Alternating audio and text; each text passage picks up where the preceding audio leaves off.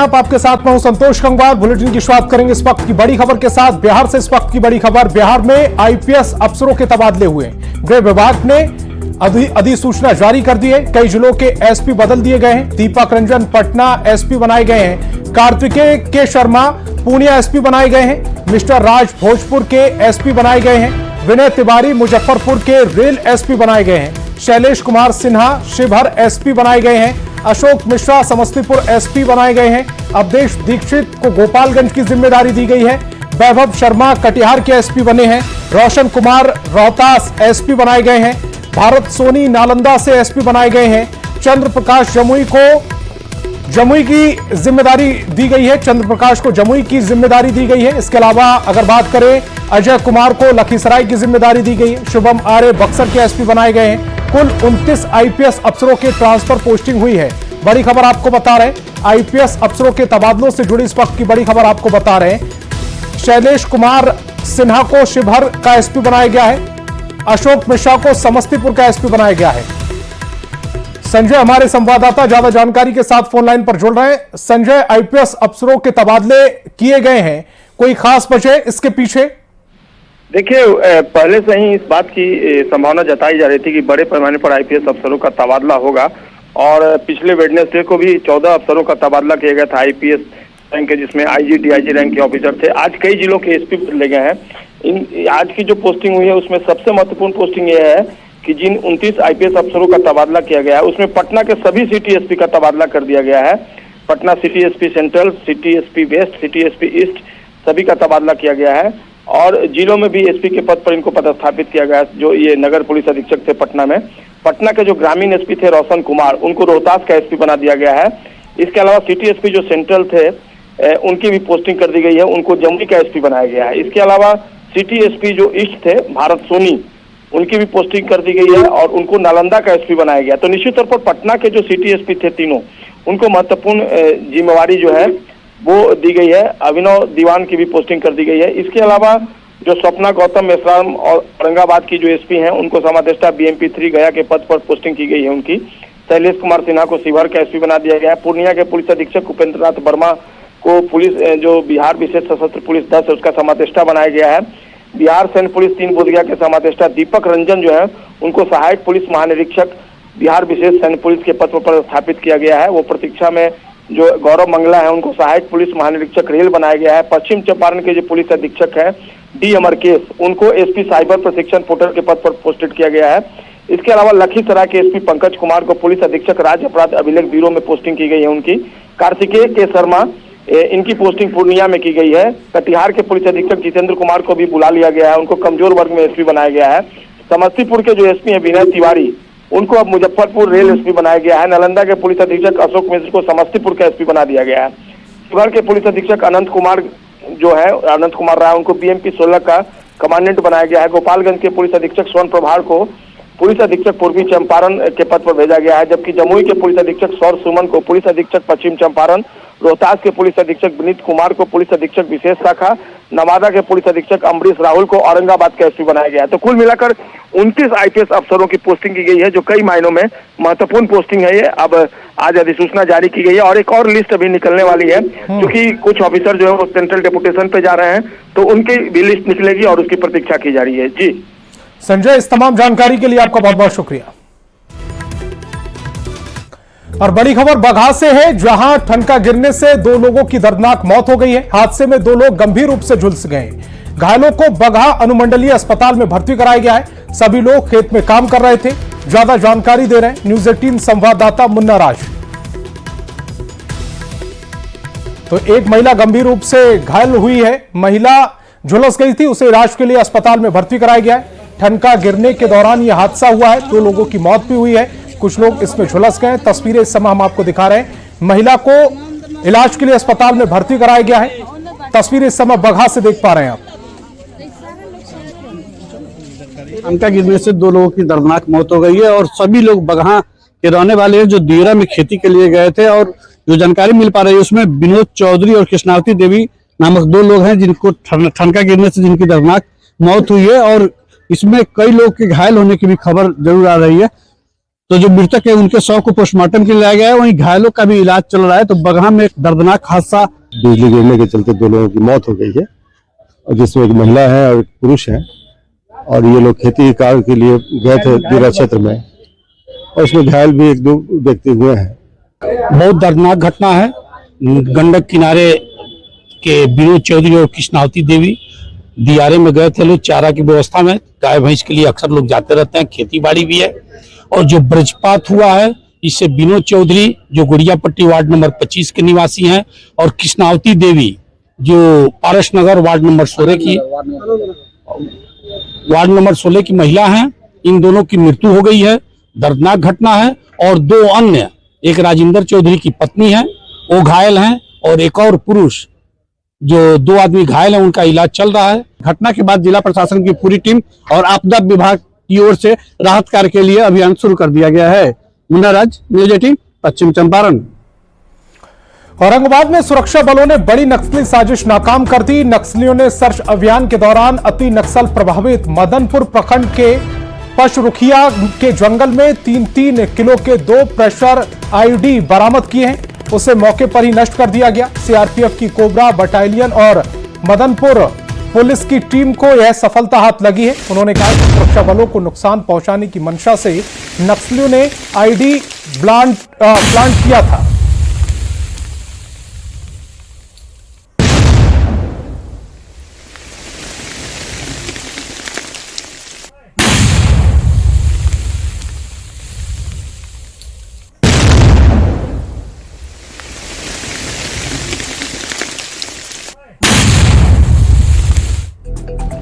और बेतिया में गंडक नदी ने अपना रौद्र रूप धारण कर लिया है, जिसकी वजह से बैरिया के सूरजपुर पंचायत के सिंघई में तेजी से कटाव हो रहा है, जिसकी वजह से नदी के किनारे बसे कई घर पानी में समा गए।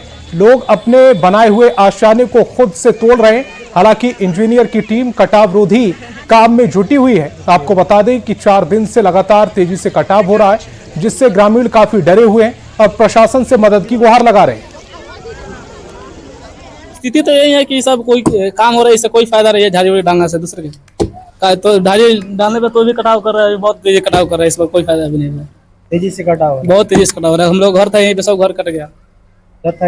इधर यहीं पे था, ये सब चला गया अंदर, पानी में अंदर चला गया। सब घर ही था। जो कटाव भी कर रहा है, लगातार कटाव हो रहा है। प्रशासन की तरफ से क्या व्यवस्था किया है? कोई व्यवस्था नहीं है प्रशासन की तरफ से। बांध कटने के बाद यहाँ 4-5 पंचायत है, लगभग यहाँ 1 लाख से ऊपर की आबादी है। सारे के सारे लोग बर्बाद हो जाएंगे।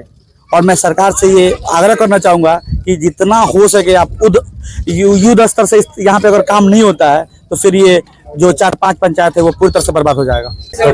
कटाव रोकने के लिए जो है हम लोग प्रयासरत हैं। उसके लिए बम्बू रोल हो गया, एनसी हो गया, है ना, ट्री स्पर हो गया, हाथी पाव हो गया, इससे जो हम कटाव को रोकेंगे। पहले से क्या व्यवस्था थी? पहले से भी यही यहाँ पे जो है सो इसी बैग का स्टॉक था, है ना, उसी से हम कटाव को रोकेंगे। बाद में समित कटाव लग रहा है कि आ जाएगा? नहीं, वो स्थिति नहीं आएगी। और शिक्षा विभाग के एसीएस एस सिद्धार्थ का एक बार फिर अनोखा अंदाज देखने को मिला। ऐसा सिद्धार्थ बच्चों के लिए बनाए गए मिड डे मील खाते हुए नजर आए। दरअसल एसीएस सिद्धार्थ सीवान पहुंचे थे, जहां उन्होंने स्कूल का जायजा लिया, क्लासरूम में बच्चों से पूछताछ की, खुद ब्लैक बोर्ड पर क्लास ली और शौचालय, पेयजल, लैब और संसाधनों का जायजा भी लिया। निरीक्षण के दौरान उन्होंने बच्चों के लिए तैयार किया गया मिड डे मील भी खाया।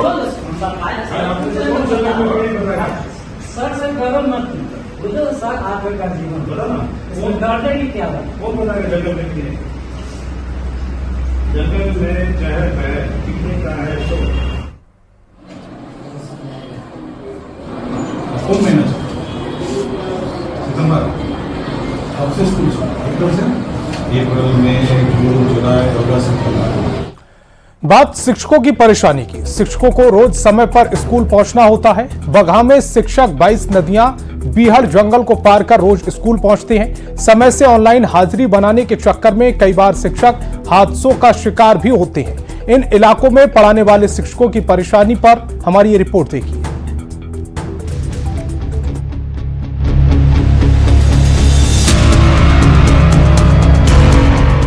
जान जोखिम में डालकर नदी पार करते ये शिक्षक हैं, जिनको समय पर स्कूल पहुंचकर ऑनलाइन हाजिरी बनानी है।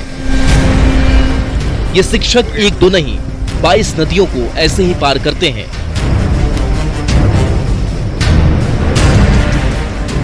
बीच रास्ते में बीहड़ जंगल भी पड़ता है। दूसरी तरफ गांव में रहने के लिए कोई संसाधन नहीं है।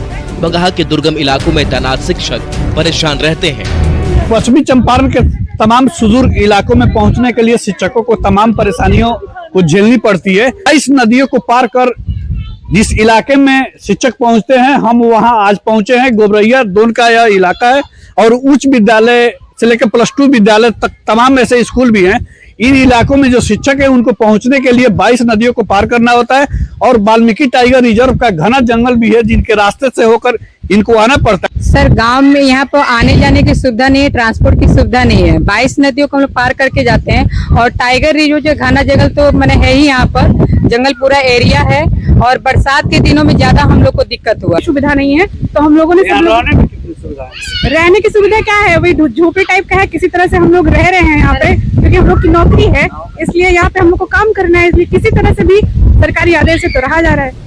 गांव में बिजली नहीं है, जिससे ऑनलाइन हाजिरी बनाने में परेशानी हो रही है।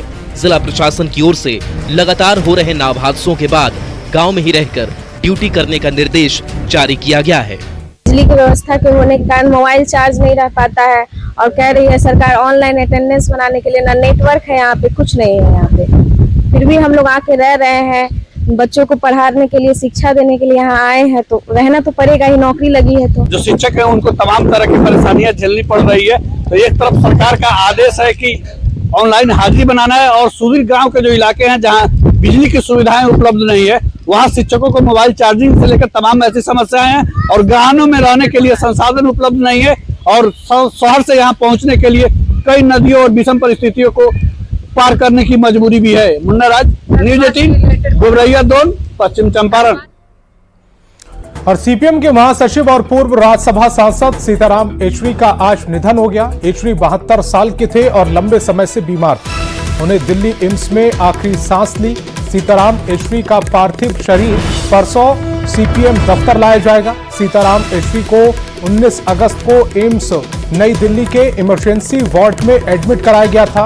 उन्हें निमोनिया और चेस्ट इन्फेक्शन की शिकायत थी। सीताराम येचुरी के निधन पर आरजेडी सुप्रीमो लालू प्रसाद ने सोशल मीडिया एक्स पर शोक जताया। वहीं सीएम नीतीश कुमार ने प्रेस रिलीज जारी कर शोक जताया।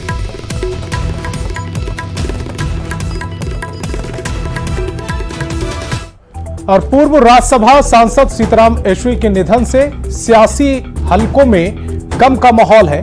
जेडीयू के मुख्य प्रवक्ता नीरज कुमार ने सीताराम येचुरी के निधन को देश के लिए बड़ा नुकसान बताया।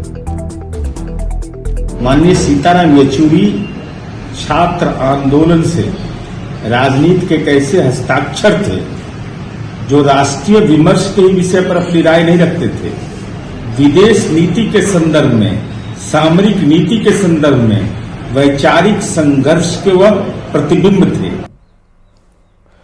गोपालगंज में जीविका दीदियों ने जीविका परियोजना कार्यालय में ताला लगाकर धरना प्रदर्शन किया। दीदियों ने प्रखंड मुख्यालय से बरौली बाजार होते हुए जीविका कार्यालय तक विशाल मार्च निकाला और जीविका दीदियों ने 2000 में दम नहीं, 20,000 से कम नहीं जैसे नारे लगाए और मानदेय बढ़ाने की मांग की।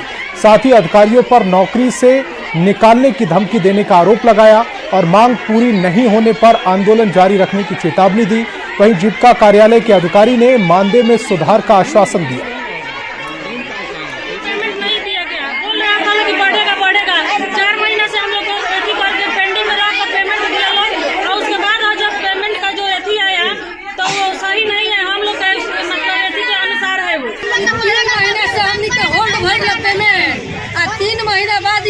नहीं बना के फिर भेजता तो का फायदा बा हमनी के बने होल्ड भइला से।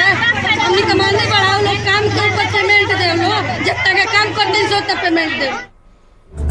और अररिया में न्यूज 18 की खबर का बड़ा असर हुआ है। अज्ञात बीमारी से बच्चों की मौत मामले में पटना से 8 सदस्यीय टीम रानीगंज के चिरबाहा महादलित टोले में पहुंच गई है। जांच करने आई सर्वेक्षण टीम में WHO और स्वास्थ्य विभाग के 8 अधिकारी शामिल हैं। सर्वेक्षण टीम ने प्रभावित गांव में मच्छर पानी का सैंपल लिया है।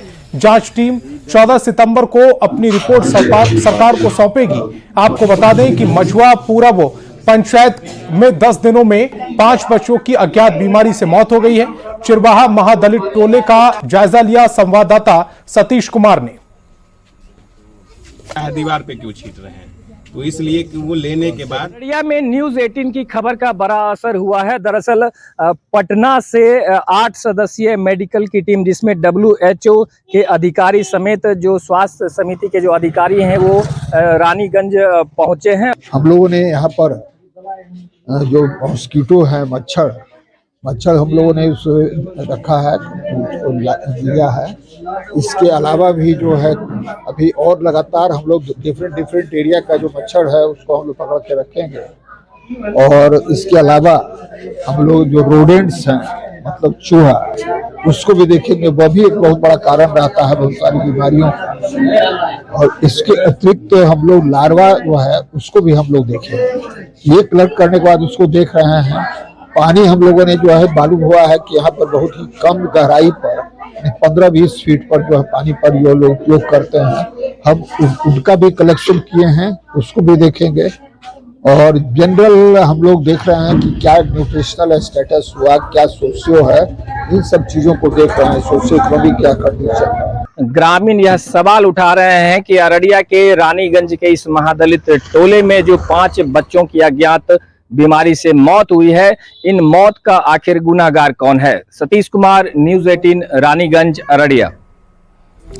गोपालगंज में शराब की तस्करी पर उत्पाद विभाग ने बड़ी कार्रवाई की है। उत्पाद विभाग की टीम ने कंटेनर ट्रक से 1 करोड़ रुपए की विदेशी शराब जब्त की है। शराब के साथ राजस्थान के ट्रक ड्राइवर को भी गिरफ्तार कर लिया गया। पलथरी चेक पोस्ट पर यह कार्रवाई की गई। जब्त शराब की खेप मेरठ से मुजफ्फरपुर लाई जा रही थी। हैंड स्कैनर मशीन से जांच के दौरान गुजरात नंबर का कंटेनर ट्रक पकड़ा गया। ट्रक से 8,822 लीटर शराब जब्त की गई है। शराब की जब्ती के बाद माफिया की पहचान कर गिरफ्तारी के लिए छापेमारी चल रही है। के आधार पर वाहनों की जांच के ये गाड़ी संख्या इसमें स्कैनर से जांच की गई, जिसमें विदेशी शराब 998 कार्टून और 1 कार्टून में 20 पीस विदेशी शराब बरामद किया गया है। कुल 8,882.2250 लीटर बरामद किया गया है।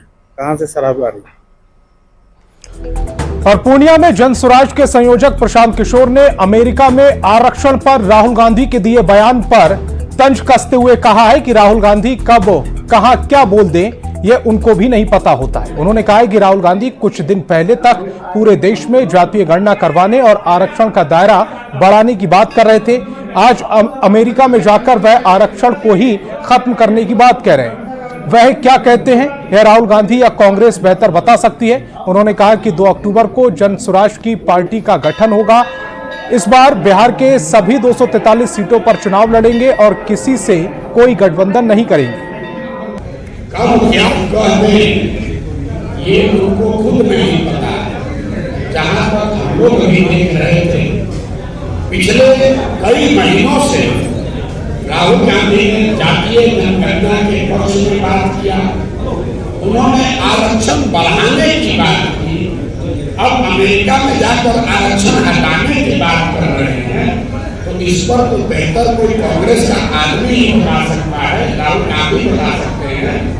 हमने तो राहुल गांधी का स्टांस यही देखा था कि जातिगत जनगणना होना चाहिए और जरूरत पड़े तो आरक्षण को बढ़ाया जाना चाहिए। ये उनका चुनाव तक स्टैंड नहीं था। अब कल अपना स्टैंड बदल लिया है, तो कांग्रेस के नेताओं से पूछिए। तो इस बुलेटिन में फिलहाल इतना ही। आप देखते रहिए न्यूज़ 18 बिहार झारखंड।